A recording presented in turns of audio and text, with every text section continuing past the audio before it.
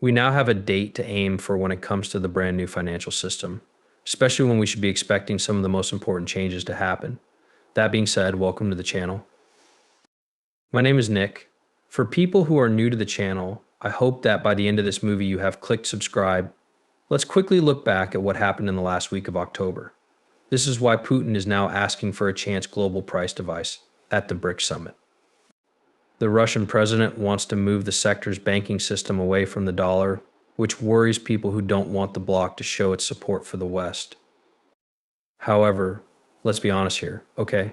I'll say it again, that's a huge psyop. All of this is a big distraction, and it's meant to make us all think that the dollar's in trouble, that the US is failing, and that there may be no going back now. That the BRICS will quickly catch up to the US and change the US dollar as a reserve currency in the long run. I'm going to tell you this now.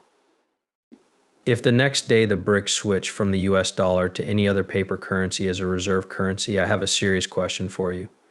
Do you think that would be a hit? When used as a backup currency, fiat currencies are like time bombs. They are terrible. There is no way that a paper reserve currency will be the next big thing in our financial system or the whole financial system, and it's because they're not doing well anymore. When we look at what Russia is doing electronically, we see that they are focusing on important bank virtual currencies. They really care about digital currencies in general. On September 12th, we learned that the Russian big bank was planning for July 2025 to be the big month for virtual ruble use. The necessary bank wants to encourage a lot of people to use the digital ruble. Right now, you might be asking what this means. First, though, let's take a serious look at the facts. Starting in July of next year, Russia's biggest banks will have to offer their customers a virtual ruble. In the next few years, smaller banks will do the same thing. Now that we think about it, 2025 will be the year of CBDCs. We know this because we've seen it in a few of the papers. But starting June 11th, Russia is also using CBDCs for moving border bills until 2025. Along with wide use of the Forex, they need to keep doing this until 2025. So if we think about this, if all of this massive warfare with Russia and the BRICS is still going on, and there are all these geopolitical tensions and we're about to go to war, everyone is scared about what will happen next. We do have trouble with disasters. Most of the time, big changes happen. Since 2008, we haven't seen anything common that makes us wonder what will show up here. Well, the change is coming, and it's already happening here with Russia talking about CBDC in 2025.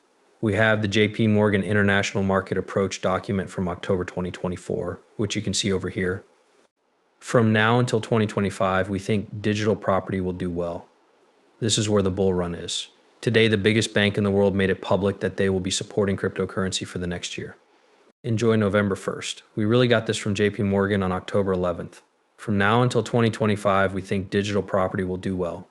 The big thing they're talking about now is ETFs, ETF flows, and other similar things. But when we come over here, we really get the idea of the year 2025.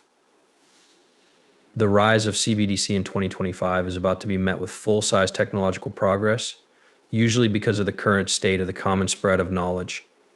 ISO 20022 is part of the Vision 2025 project of the Global Financial Forum. There is clear approval for the use of CBDC Vital Bank virtual foreign currency. They think that everyone will be able to join the virtual economy by 2025, when there will be standard rules for virtual currencies. There is a lot of evidence that the migration to ISO 20022 will be fully implemented in 2025, at the same time that CBDCs are likely to grow. 80% of the world's financial system will be linked by this uniform popular through interoperable frameworks that make it possible for seamless blockchain transactions and CBDC integration. Payment business studies also say that the rise of CBDCs could be the biggest trend of 2025. Let's go backwards right now. Right now, Russia is one of America's biggest enemies because it is pushing for CBDC in 2025. We know that the people banned the time period CBDC, but they forgot to ban a real coin. So will the US move quickly to push for good crypto rules at the same time that they might push for a strong digital dollar coin to fight what Russia is doing? It makes sense and things are still going according to plan. Okay, we have a problem. We now have both the response and the answer. It could also make people cheer for the US and say, look, we're getting ahead of the curve on innovation. We now know a lot about crypto. They have a lot of experience with digital goods and work with American-based teams such as Ripple. What I mean is that the plan is already made. They just need to push for it. We also have it mentioned that EISO 20022, which is the most widely used standard for data requirements, will likely play a part in allowing different fee structures to work together in a CBDC system. Since the switch to ISO 20022 and the adoption of CBDC will happen at the same time in 2025, we will set the stage for widespread CBDC adoption and a more efficient digital banking system around the world.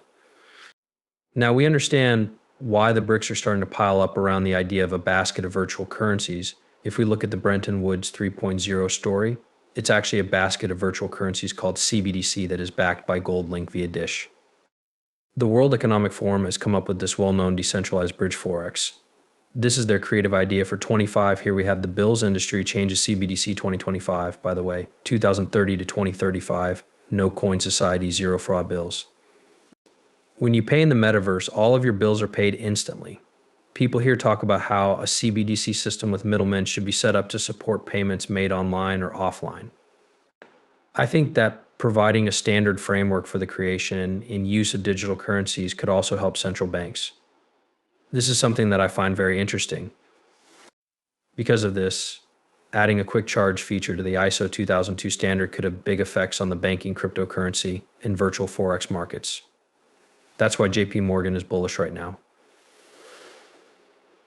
The people in charge know what's going on and know that the world is already moving forward. It's also been said that JP Morgan is spending in ISO 20022, which is the deadline for migration in 2025. And it's no accident that they're optimistic